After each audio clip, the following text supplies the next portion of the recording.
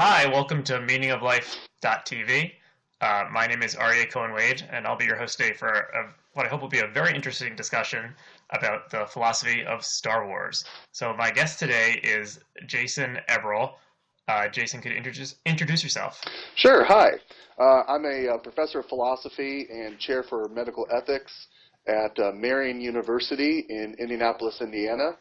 And I was asked to be here today because, in addition to philosophy in general and medical ethics in particular, I have a keen interest in using pop culture to teach philosophy.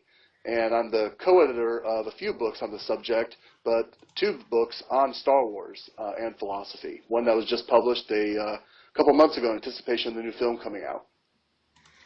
Right, and the title of that book is The Ultimate Star Wars in Philosophy, is that right? That's correct. So we did Star Wars and philosophy back in 2005, and then my co-editor Kevin Decker and I did this new collection of essays, and so the publisher decided to title it The Ultimate Star Wars and Philosophy.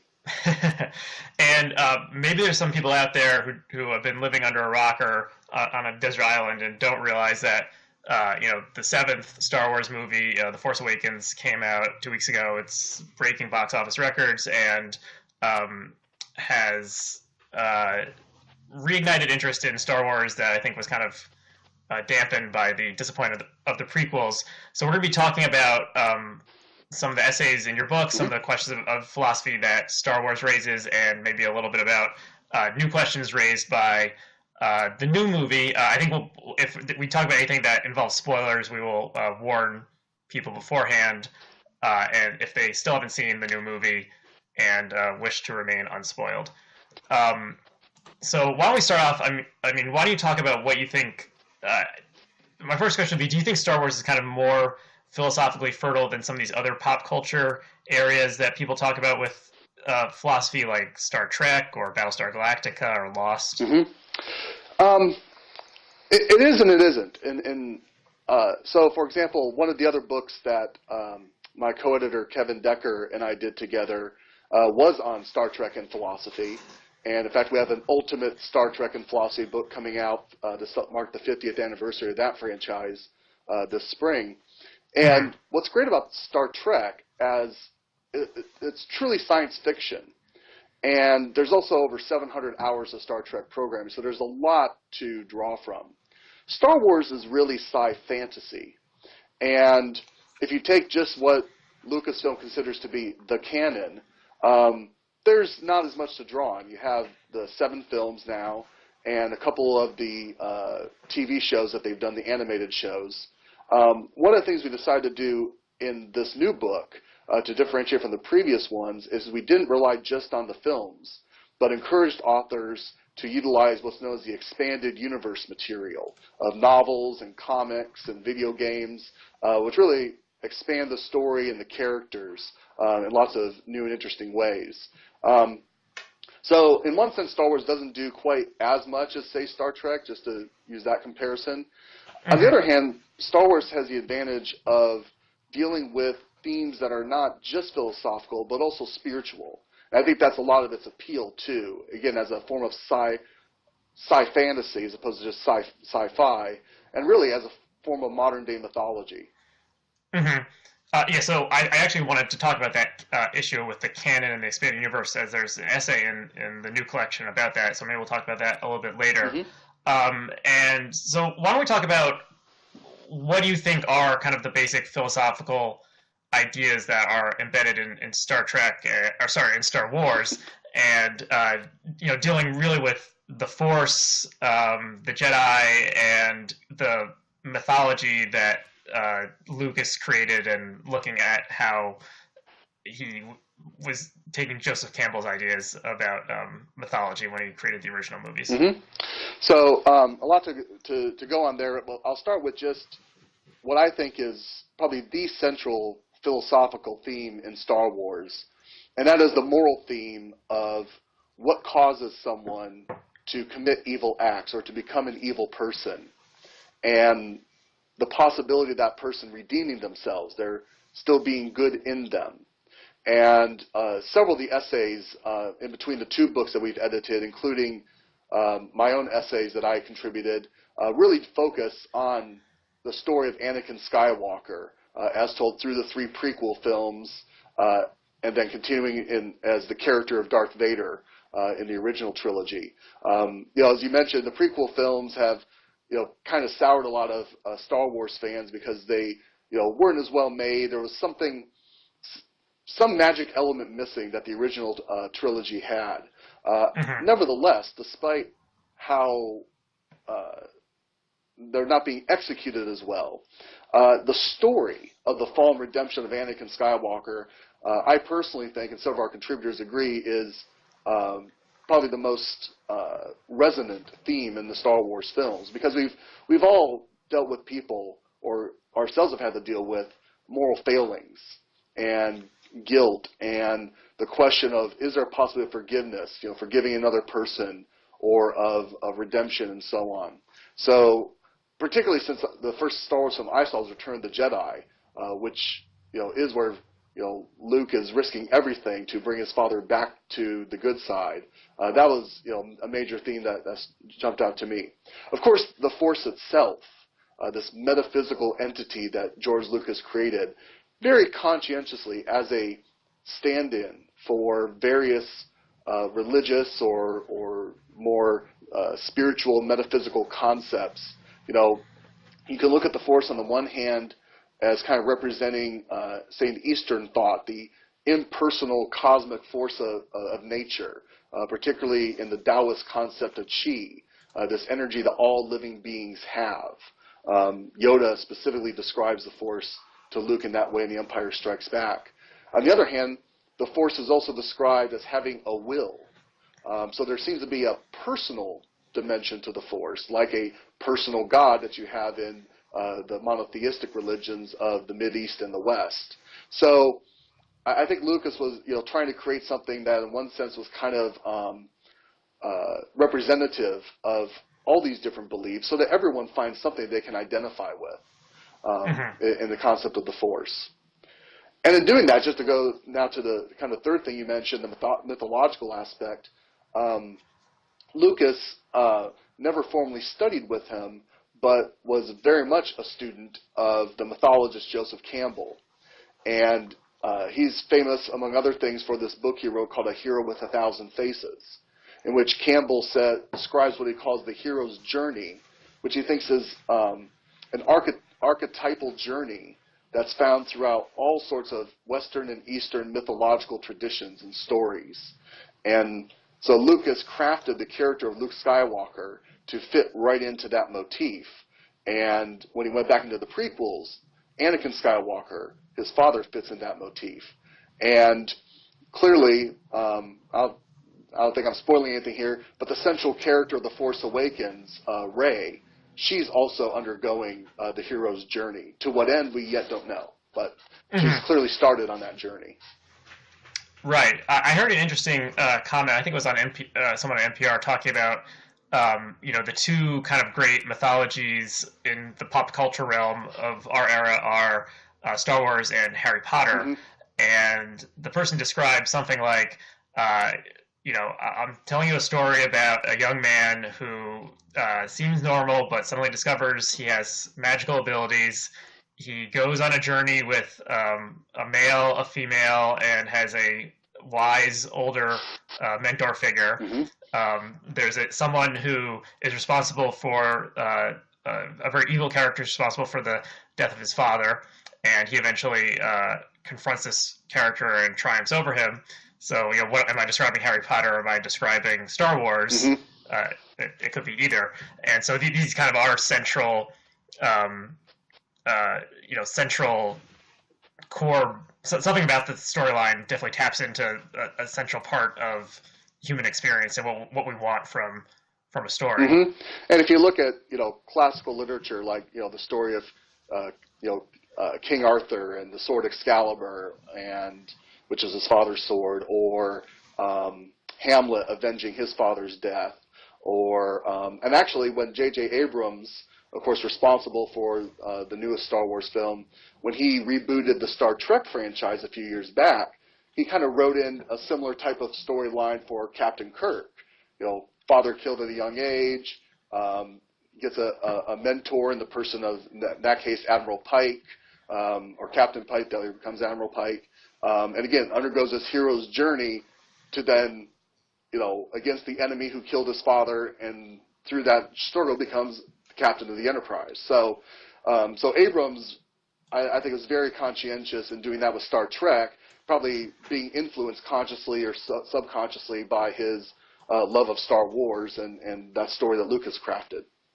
Mm-hmm. So one of the interesting things in these collections that combine pop culture and philosophy is sometimes you're kind of looking directly at the something that happens in the movie and seeing looking at it in a philosophical way, and other times you're more looking at a philosophical idea and then using the pop culture thing to explain it to more of a lay audience. So your essay in the new collection is about theodicy and St. Augustine and Darth Vader. So do you want to talk a little bit about that essay? Sure. General comment, like you said, the essays in each collection, they do sort of take that bivalent approach. On the one hand, saying, well, look, there's clearly a philosophy of Star Wars. There's clearly a certain philosophical message that Lucas and his other writers and directors and producers were trying to convey. On the other hand, there's lots of other things that are present in Star Wars that were probably not at all intentional on Lucas's part or part of an intentional message. But again, philosophers or intelligent lay readers of these books who have some background in some of these philosophical ideas can glean these out. So the books are very consciously written to both educate people about philosophical ideas, regardless of whether it was intended by Lucas or his other creators, or to say to Star Wars fans, oh, hey, look, this is kind of the message if you weren't picking up on this, or some things that resonate with real life philosophy.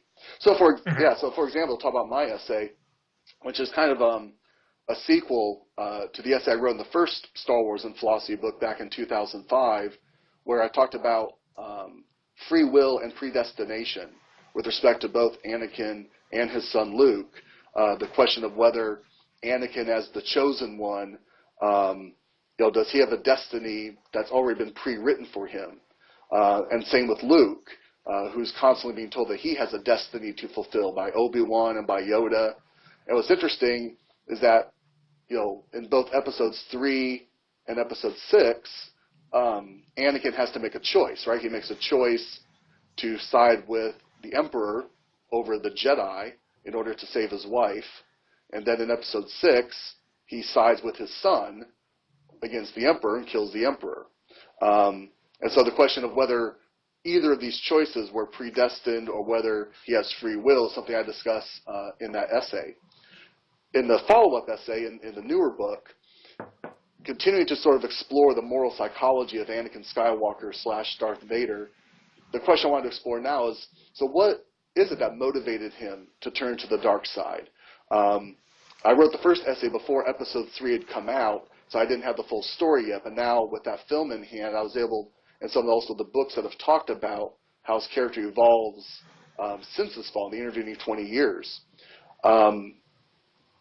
Augustine, like you mentioned, St. Augustine, in his book on free choice of the will, analyzes how it is that human beings choose to do evil.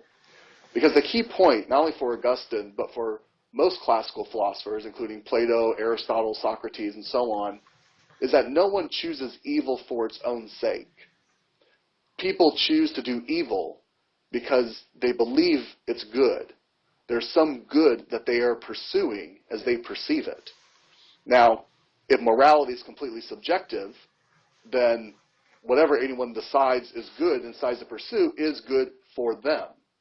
And in fact, when Anakin and Obi-Wan are facing off in that final duel in episode 3, at one point, Obi-Wan says, Chancellor Palpatine, the Emperor, is evil. And Anakin retorts, well, from my point of view, the Jedi are evil.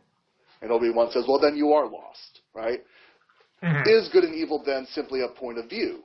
Or is morality objective? Is there something that is objectively good that we ought to pursue, or a set of objectively good things that human beings ought to value and ought to pursue?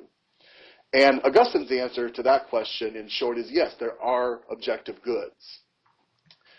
And because there are objective goods, then, he can define evil choice as coming out of inordinate desires for things that may be good in and of themselves, but nonetheless we have to order our desires for those goods in relation to other goods. So in the case of Anakin, he loves his wife.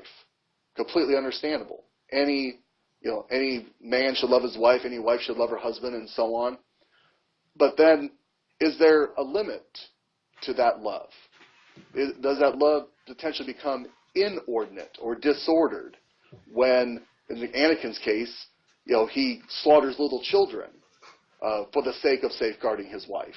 He commits all sorts of evil acts. He helps a tyrannical dictator come to power, sacrificing the galaxy's freedom, all in order to save his wife.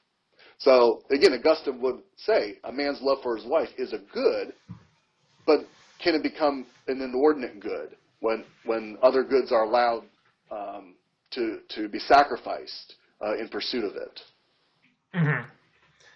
Mm-hmm. So you kind of raised the idea of moral relativism in that last comment, and it makes me think of an essay in the new volume, and also a piece that's become kind of famous online. Have you read the piece that Jonathan Last wrote about a decade ago, arguing that the Empire are really the good guys and the rebels are terrorist bad guys? Yeah, I read it or something similar to that. Yeah, I'm familiar with the argument at least. Yes. Right. So we'll include a link to this piece. It came out in 2002, which was maybe kind of at the height of neoconservatism, and it's kind of a Dick Cheney view of the world. But it makes the case that the Galactic Empire is a force for order and stability. They bring capitalism and good government to the far reaches of the galaxy. You have this band of religious zealots who are committed to an obscure faith, the Force, who launch a terrorist attack on the base and kill millions of people. And there's a bit from the Kevin Smith movie Clerks where they discuss whether it was wrong for the second Death Star, for the rebels to attack the second Death Star, because there were presumably independent contractors working on it because it was still under construction, although of course we all know it was a fully armed and operational battle station. So we'll link to this clip from Clerks, which is very amusing. Yes. And an essay takes this question seriously in the new book. So I mean, what do you think of this argument about the Empire being the good guys, rebels being the bad guys, and also the kind of Kevin Smith? Is it okay to possibly kill the innocents who are working on Death Star 2? So I'll take the second question first because I can answer that one more briefly. Just by rehearsing the argument that Charlie Camosy makes in that article in the new book, which I largely pretty much agree with, where he imports the classical just war theory and what's known as the principle of double effect to justify the killing of the innocent construction workers on the Death Star. Including, we can presume, Wookiee slaves and so on who, aren't anything there to make money, but have been pressed into service, as an unfortunate, foreseen, but unintended side effect of the good aim of destroying this, battle station that can obviously destroy, as we saw in the first film with Alderaan, millions or billions of innocent people with one shot of its laser. So it's not a utilitarian argument. Of course, a utilitarian calculus could simply be run to say it doesn't matter how many innocent people are on the Death Star. It's it can kill potentially billions of innocent people. It must be destroyed no matter what. For non-utilitarians, if one's a Kantian or a natural law theorist or so on, you need something like just war theory and the principle of double effect be able to apply to the case, if it's applicable, to justify this foreseen but unintended side effect. And I think Camosy's analysis is sound, that the rebellion itself was justified under the principles of just war theory, and also that the principle of double effect is applicable in this case.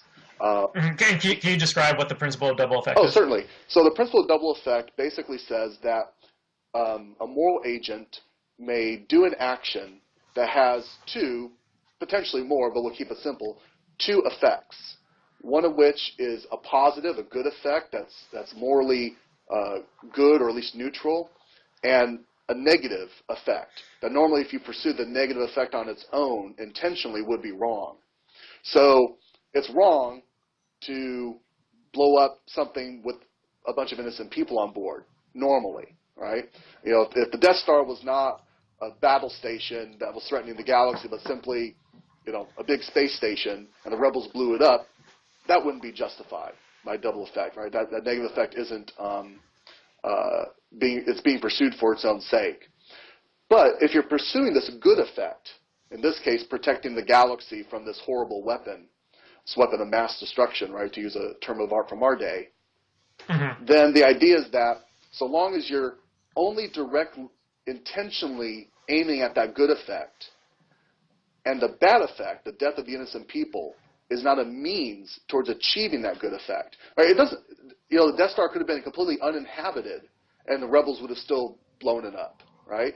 They're not blowing it up because there are innocent people on board, and killing innocent people is not what causes the Death Star to be destroyed, right? They're just blowing up the Death Star, and it just so happens that there are innocent people on board. And then the final condition is that there has to be proportionality. Again, if the Death Star was not something that could potentially kill millions, billions, trillions of people, then the deaths of the, say, thousands of construction workers on board wouldn't be justified, right? If the Death Star was a weapon that could only kill, 100 people, then it wouldn't be justified to kill the thousands of innocent people in order to destroy it.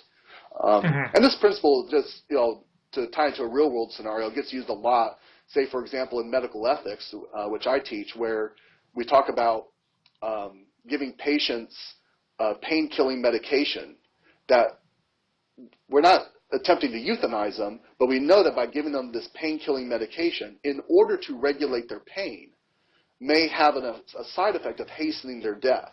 Again, their death is not being aimed at, as is the case in euthanasia or physician-assisted suicide, but their hastened death, the fact that they'll die a few hours or a few days sooner than they would have otherwise, is considered proportionate to the benefit of alleviating their suffering by giving them, morphine or whatever the drug may be. Yeah, and the essay itself brings up real-world examples of the terrorist attacks in Madrid in 2004 and Israel's war on Hamas and Gaza, using, looking at them through just war theory and proportionality. So it's very interesting, and it all stems from this originally amusing but interesting thing from the movie Clerks. So I definitely recommend that people check out that essay. So I wanted to ask you another question that Star Wars and a lot of science fiction brings up about the kind of the personhood of things that aren't people. So in the Star Wars universe, we have humans, and we also have non-human creatures, and then we have droids like R2-D2 and C-3PO. And I never considered before, but in some ways, the droids are really treated like slaves. They seemingly have volition, they have personalities, but people can own them. They can be turned off. They can have their memory wiped. This happened to C-3PO in Episode 3. How do you think Star Wars, treats this idea of race for non-humans, the personhood of non-people? Yeah. So to first of all, just take up the question in a general sense, a distinction philosophers, constantly draw is between being a human being and being a person. All the way back in the 6th century, the Christian philosopher Boethius defined a person as an individual substance of a rational nature. And he defined a person in that kind of broad, seemingly ambiguous sense, because as a Christian, he believed that there were non-human persons. He believed that there's, a God who's a person, or in the Christian sense, three persons. And he believed in these immaterial, pure spirits, that religious folks refer to as angels. So all the way back in the 6th century, right, we had this idea that there can be non-human persons. Now, of course, in our century, we're more interested, lots of people are interested in the same question Boethius is about God or angels and whether they exist, but we're also interested in the potential personhood of, say, certain species of non-human animals who seem to exhibit intelligence and ability to communicate and familiar types of social bonding and rituals in their communities. And also, for sci-fi fans, obviously, the potential personhood of extraterrestrials in the real world and not just in the world of fiction. And so I think it's good to hold on to that distinction. Now, the distinction kind of runs another way of whether all human beings are persons. So in other words, it could be the case that all human beings are persons and there yet may be other non-human persons.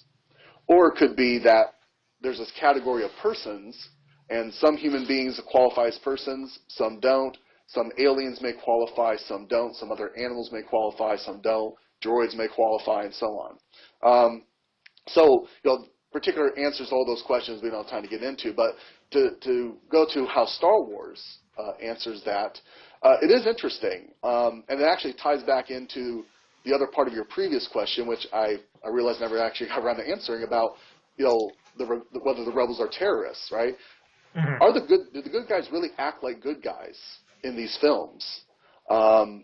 If they're doing acts that seem to be similar to acts that we condemn in real life, and in the case of the droids, right? Yeah, treating them, right? Star Wars depicts them as really seeming like persons. C-3PO is very vociferous about his emotions that he feels and his complaints. R2-D2, in the new film, again, this is not spoiling anything, but the opening first sentence of the title crawl is Luke Skywalker has vanished, and of course R2-D2, one of his closest companions, has shut himself down. He's kind of in a low power, have a comatose state. Whether he's Luke had ordered him to go into that state before he left, or it's kind of a symbol of sadness that his master's gone. But again, R2 has this relationship of Luke as both friend and also as master. Right? Luke can order R2 to do things. So I think that the Star Wars universe itself hasn't settled the question. And I think there may be an ethical inconsistency in how droids, in particular, are being treated in that world.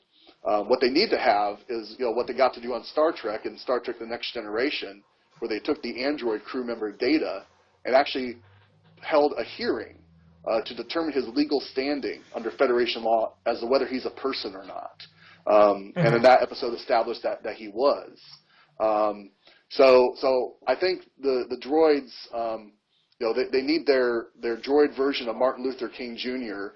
To stand up for droid rights, or Nelson Mandela to stop droid apartheid in the Star Wars universe. Mm-hmm. Yeah, so we did kind of drop the this idea, the Empire being the good guys, the rebels being the bad guys. Do you lend any credence to that kind of counterintuitive argument? Yeah, so I think that so as you noted, the argument's been made that there are certainly parallels in terms of sort of broad characterizations of the rebels versus the Empire, in contrast to, say, the Taliban versus the U.S. But I think in the end, those characterizations are just that. They're broad characterizations. It's a sketch of a similarity, but when you dig down deep into the true nature of the Empire versus the true nature of America, if we want to refer to American imperialism, Palpatine's Empire in Star Wars is definitely much more of a freedom-limiting dictatorship than the way the U.S. operates, even when it's operating imperialistically. And so, so I do think that when you dig down deeper, some of those surface parallels aren't enough to sustain the comparison. And with the Jedi, it's kind of a similar thing where I think the best criticism we can make of the Jedi and then of their role in all this is not that the Jedi were aiming at something. They weren't aiming at their own ends in this, again, this obscure religion in the Star Wars universe. The Taliban and Al Qaeda and ISIS, they're very much they operate in order to foster the spread of their religion and the establishing, the truth of their religion as they see it. Where the Jedi never really had that goal. They don't really try to convert people to Jediism, and they don't seek to, kill people or so on in order to establish the truth of the Jedi, except when it comes to the Sith. And of course, part of that you could say is defensive because the Sith themselves are trying to destroy the Jedi. So the Jedi react with violence, but in order to ensure justice and in order to protect themselves from their own enemies, as opposed to, again, trying to conquer the universe, so to speak, because they actually act in very much a subservient role to the Democratic Republic. And this is but it's interesting though because the Jedi are a bit responsible for their own downfall, I think, because they are overconfident. They're too maybe comfortable in the bureaucratic relationship they have with the Republic. It's interesting in the expanded universe novels that have now been declared non-canonical. They have the status of being legends in the new canon. But in those books, what's interesting is that as Luke Skywalker attempts to rebuild a new Jedi Order, he's very wary of the relationship between the Jedi and the new Galactic Republic. He definitely sees the errors that the old Jedi had made and doesn't want to repeat those errors. Mm-hmm. Well, one of the, I don't find this argument particularly compelling, but one of the things I did find kind of interesting is this idea that the Galactic Empire is a meritocracy, whereas the Jedi are this very hierarchical, elect, and it's a little kind of unclear whether they're like genetically superior because of Midi-chlorians, which are kind of introduced in Episode 1 and then not referred to really much after that, or whether kind of anyone can become a Jedi, or only if you're destined to become a Jedi. But seemingly anyone can rise up through the ranks of the Empire to attain some level of status, whereas the Jedi held themselves apart and above, and maybe only if you were genetically superior were you allowed to join them. So some interesting points there, and in fact, very much resonates with various discussions I've had with my fellow philosophical Star Wars fans. The one thing to know about the Empire, and again, some of this I'm filling in with things that are more revealed in the expanded universe, but when you read back into the films, you see it there. So, for example, you talk about the Empire being a meritocracy, and yes, that's true if you're human. As I mentioned, they used Wookiee slaves to build both of the Death Stars. And if you look around at a Star Destroyer bridge or the corridors of the Death Star, it's just droids and humans. So it is very much what we call a speciesist, as Peter Singer would say, a speciesist society. So there's already one huge problem with the Empire, as contrasted with the previous Republic and the Rebel Alliance is very much diverse. The other point, so about the Jedi, yeah. So here's my defense of midi-chlorians. Actually, I was not as offended as other people were, because a lot of people interpreted that to mean that the Force, this mystical energy field in the previous films, was now just reduced to something in the cells of our bodies. But from a philosophical perspective, when you look at the metaphysics of it, it's really more about, think about the mind-brain relationship, right? Philosophers of mind refer to the existence of neural correlates of consciousness, right? So, some philosophers of mind reduce consciousness, reduce the mind just to the brain, right? So you think of Paul and Patricia Churchland in their writings, right? They say that a belief, an emotion, and so on is nothing but neurons firing in one's cerebrum and neurotransmitters being exchanged across, synapses. But other philosophers of mind, say like David Chalmers, as a property dualist, holds that conscious mental properties are real and are non-physical, but they have neural correlates. Right? He doesn't believe in a soul or some sort of metaphysical substance that houses the mind. Right? The mind is related to the brain, but the idea is that for every conscious mental property, there's some sort of physical property as well. So that's where I think is like the Force as something that's still non-physical, right? This mystical energy field, but yet there's a physical correlation. The Force interacts with the material world through the agency of the Midi-chlorians. So that's how I've read that. Now, in terms of the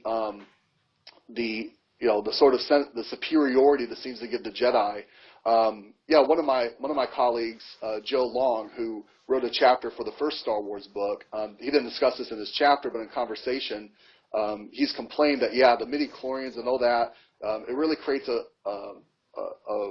racist, or at least a potential for a racist society, where those who have higher midi-chlorians counts, get to these positions of power and so on. And so 2 comments on that. One, the Jedi don't necessarily, they kind of have a lot of power and influence, but they see themselves as servants of the Republic, servants of justice. As Qui-Gon tells Anakin, if you get to become a Jedi, it's not an easy life. So whether one's better off for being a Jedi or not is certainly an open question. And also, at least in terms of justifying the introduction of midi-chlorians in the prequel films, keep in mind that Lucas had already established in the original trilogy that one's strength in the Force runs in families. Right? So all the midi-chlorians do is give a biological basis for explaining how it is that Luke has a potential to be a powerful Jedi just because his father was a powerful Jedi. And that just seems to be a fact of biological nature within the Star Wars universe that can't be gotten around, just as in our society, yes, nothing prevents someone from pursuing a career or lifestyle that they want to, but of course certain natural impediments are always going to impede one. Right? If one only has a certain degree of intellectual capacity, then they're never going to be an engineer.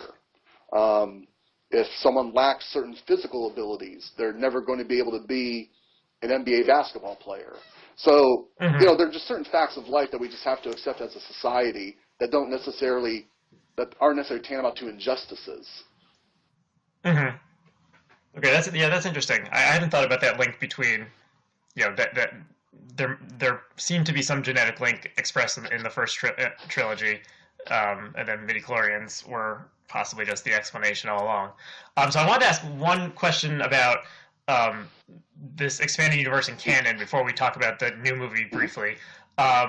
So there's an interesting essay in the book about the fact that so after the original trilogy came out and before the second trilogy came out, there was a series of books, comic books, video games, board games that came to be called the Expanded Universe, and that's fleshed out the story, told what happened after the end of Return of the Jedi, and the fans kind of gave these things different levels of what they call canon, C-A-N-O-N, and a lot of people who are nerds and pay attention to comic books or other things use this term to try to figure out what actually happened in this imaginary universe, and what counts as real, what doesn't count as real, and sometimes things conflict with each other. And so Lucasfilm, after they announced that they're making a third trilogy and even more films than that, they announced that all these expanded universe books no longer counted as canon. They aren't real within the Star Wars universe. And I think this angered a lot of fans who had invested time in consuming all this extra media. And some of it has kind of been, I've only read a little bit of it, some of it has kind of been incorporated into the new movie. But I just think it is interesting. It's an interesting idea that who decides what counts in a world that we all agree is imaginary to begin Mm-hmm. with? Is it the corporation? Is it the creator George Lucas? Is it the consensus of the fans? Do you have any thoughts on that? Yeah. So I'll speak first about just kind of what happened, and then speak about sort of the interesting philosophical question it raises. So one thing to know about the expanded universe, and I'm one of those people. I'm not a huge comic book follower, but I've read some of the Star Wars comics. I've read all the novels though. Mm-hmm. So I've been following, the post-Return of the Jedi story, right, for the 30 years that's been written about. And it is interesting to note, again, I won't, no spoiler information, but certain thematic elements, certain things that happen in the lives of these characters in the books do happen in episode 7, or we can see are probably going to happen, as it continues episodes 8 and 9. And so it's kind of interesting that they kind of, took or maybe stole. I mean, they can't steal because it's all under the Star Wars banner, but they did take some of those elements.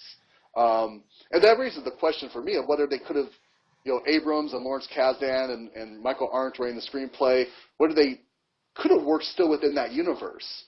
I think it was when Lucas was working on his own original story treatment for episode 7 before he turned everything over to J.J. Abrams and company, that he wanted to sort of dissolve the status of the EU to sort of free himself up to write a brand new story that's not beholden to all that backstory.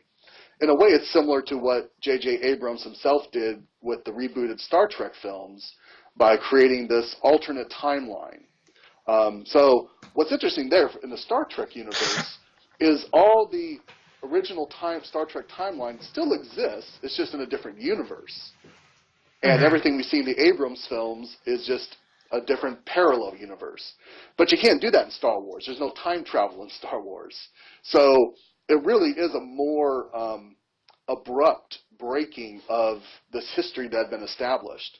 But here's the thing, as much as it bothered me as a fan of the books, Lucas had always said that the books aren't canon. Canon is only what has been put on the screen.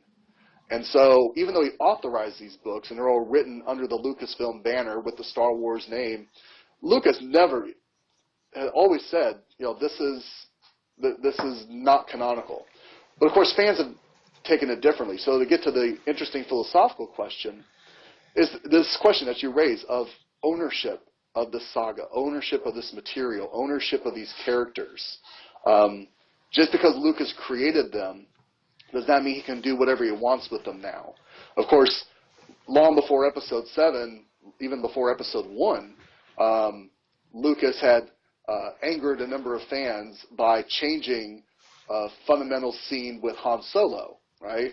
Right. And this ultimate question of, did Han shoot first? And what does it say about Han's character?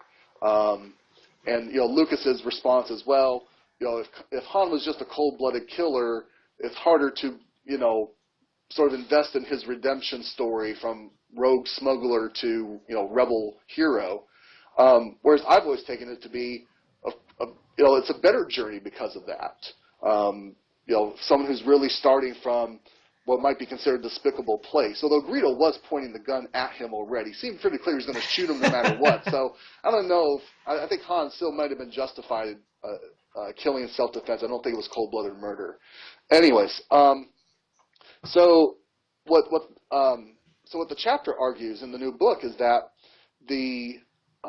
that there is a dynamic and participatory relationship between Lucas, or Lucasfilm more broadly, as the originator of this material, the fans as receivers of this material, and there has been back and forth already between Lucas and the fans.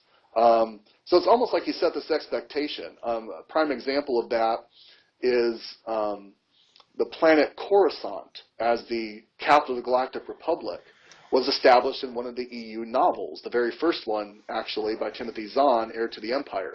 Not the first novel Star Wars ever published, but sort of the first one that really relaunched this new expanded universe after Return of the Jedi.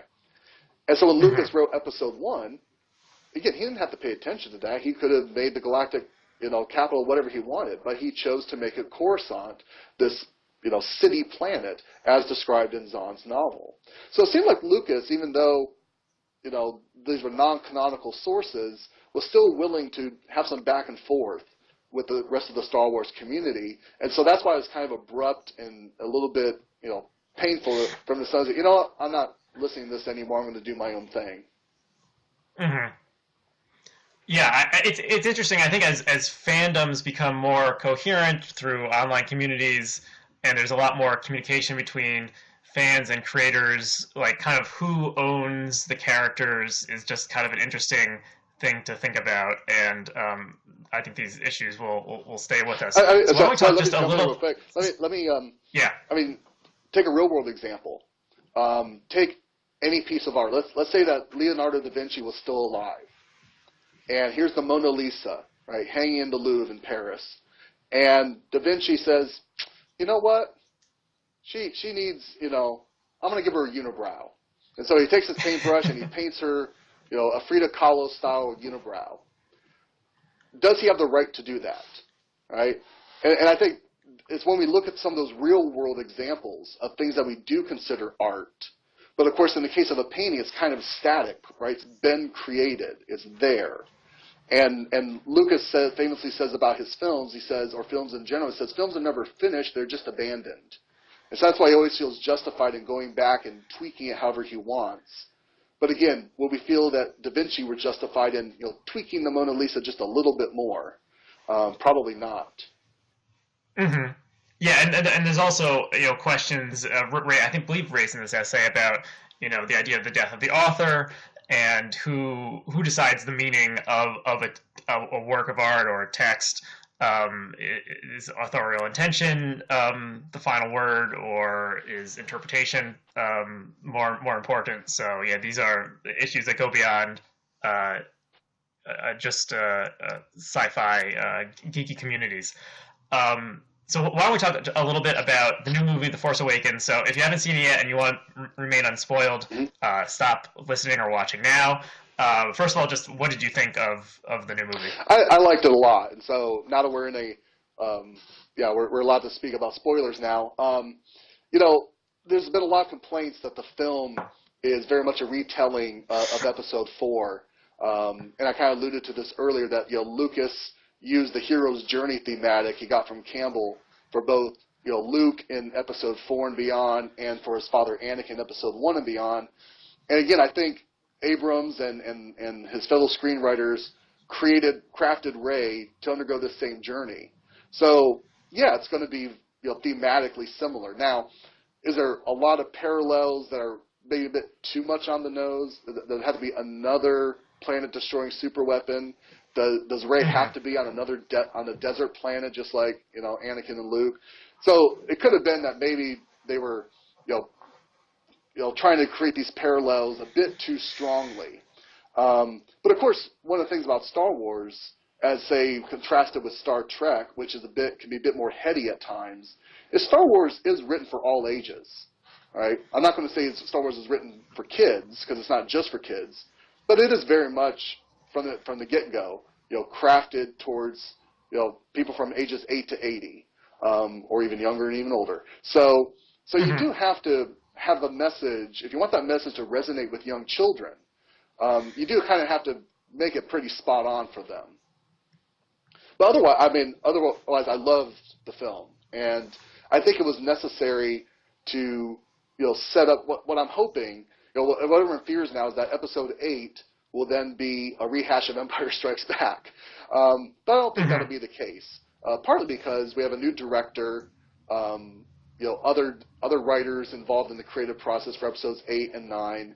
And of course, in the original trilogy, you had different directors and other writers collaborating for Empire and Jedi. So all of those films, even though they tie together as a cohesive story, each film still had its own character. And I think that's what we'll see in the films to come. Mm-hmm. Was there anything in the new? So the new film, I agree, is very. I liked it a lot, but it is almost beat for beat a kind of a homage or rehash of Episode 4. And Was there anything in it that you thought kind of changed the basic philosophy of the Star Wars universe? Maybe with I thought maybe kind of this idea that Rey, who is of uncertain parentage and has no Jedi training, is able to manifest Jedi Hmm. abilities, did seem to be a little bit different than what we had understood previously. So yeah, so obviously there's a lot of Rey's backstory yet to be filled in. The little bit we can go on, honestly, is just what she encounters in that flashback when she first picks up Luke's lightsaber and Anakin's lightsaber. And what seems the way I understood the film and the way other people who've and also then re-understand it is that Rey was a child who was studying at Luke's Jedi temple. Han had mentioned that Luke was Mm-hmm. training a new generation of Jedi, and that she was there. When she's in the scene where she's a little child and being left on Jakku, the clothes she's wearing, it's not the same outfit that she's wearing as an adult. In fact, it looks more like a Jedi outfit. And Mm-hmm. so I think that she had some early, Jedi training, but obviously was left on Jakku at a young age after Kylo Ren had wiped out the Academy. So the awakening of the Force within her is an ability she always had. And of course, as you probably know, there's lots of theories out there that she is Luke's daughter or maybe Obi-Wan's granddaughter. That there's some sort of familial relationship. We'll find out that she's got midi-chlorians swimming in her bloodstream. Even though I think Abrams will never describe it that way. He wanted to return the Force more to that mystical type of element. But notice the difference between Rey and Finn. Right? Finn also wields Luke's and Anakin's lightsaber against Kylo Ren, against a stormtrooper, but he doesn't seem to have any Force ability. Right? He has military training as a stormtrooper, and that allows him to be an effective fighter, but he can't call on the Force the way Rey does. So Rey there Mm-hmm. is something special about her. We just don't know fully yet what it is. Mm-hmm. And how do you think this theme of free will, predestination, destiny, which is such a huge part of the previous films, the prophecy about Anakin being the one who will bring balance to the Force, which it does seem is eventually happens in Return of the Jedi. How do you think that the idea of free will plays out in the character in the new movie, especially in the character of Kylo Ren, villain? Yeah, so Kylo Ren, people have either like him or don't. Lots of people have made favorable or unfavorable comparisons of him to Hayden Christensen's Anakin in the prequel trilogy, and Mm-hmm. He's certainly a better actor than yeah, in Hayden the hands Christensen. of obviously a better director and screenwriter as well. Sorry, George Lucas, but Yeah. he's aware of these critiques. Um, and, and so I think with Adam Driver's Kylo Ren, again he's still very much a newbie. Snoke at the end refers to as time to complete his training. So Ren is kind of like Luke in Empire Strikes Back, right? Where he got some training from Yoda, but his training wasn't complete. That's kind of where Ren's at. He's not a fully fledged dark side Force user. I think what's really interesting is something I was reading just yesterday. In the new book, The Art of Star Wars: The Force Awakens, it's revealed that there was some discussion of perhaps Anakin, as played by Hayden Christensen, appearing as a Force ghost to Kylo Ren. And there's a scene where he's Mm-hmm. looking at his grandfather's burned helmet, saying, "Show me again the power of the dark side." And so it seems that maybe there's some communication there. And so what's interesting to speculate about that, and maybe we'll see Hayden Christensen return in Episode 8, is that perhaps when Luke redeemed his father, he wasn't fully redeemed, right? And that's to tie into the idea of the moral journey in my chapter. Being morally good or evil is not a single one-time choice, right? I'm a big fan of Aristotle and virtue theory. The idea that we cultivate, character traits, habits of morally acting that inform our actions. And so, for example, with Kylo Ren, we see this battle, right? He's chosen to ally himself with the dark side, but yet he says, "I feel the pull of the light." In the final scene on the bridge between him and Han, he does seem to be truly struggling between a choice. And he says, I know there's something I have to do. He knows he has to kill his father to truly break with his past, but I don't know if I can do it. Right? It's a hard thing for him to do. And so, even though he goes through with it and he kills Han, I don't think that in of itself makes Ren thoroughly evil. And the possibility of his redemption is still an open possibility. I'm not saying that that's the way the story will go, but that's certainly still a possibility. And the same thing with Anakin. Yes, Anakin redeemed himself to an extent by killing the Emperor out of love for his son. But does that mean that he's fully back on the light side? It could be that there's still a moral battle in the post-mortem Anakin, and that there's a side of him that is communicating with his grandson and luring him to the dark side. It'll be very interesting to see if that's where the story goes. I have no idea if it will, but that'll be an interesting concept. Yeah, that is interesting. I haven't thought about we saw the good spirits of Obi-Wan and Yoda helping Luke, but maybe a Sith Lord could have an evil spirit who helps people who are embracing the dark side. There's an interesting fan theory which we'll link to, that Kylo Ren is deep undercover he's secretly good deep undercover in order to infiltrate the First Order and find General Snoke. So it seems like there has to be some kind of, if they're sticking to the template of the first trilogy, then the second episode is going to have some big twist, and that might be a pretty good twist if it turns out that Kylo Ren was good all along, had to kill his father Han Solo in order to stay undercover. And I think that would be a pretty interesting path for the character to take. That would be. I actually hadn't heard that fan theory yet. That would be very interesting. The only downside about that would be that it's already been done in Harry Potter. Spoiler alert, if you know how Snape ends up. And again, having to kill Dumbledore. So if the story does go that way, I think it would be an interesting way for it to go, but then Lucasfilm would be criticized for just copying from the Harry Potter story.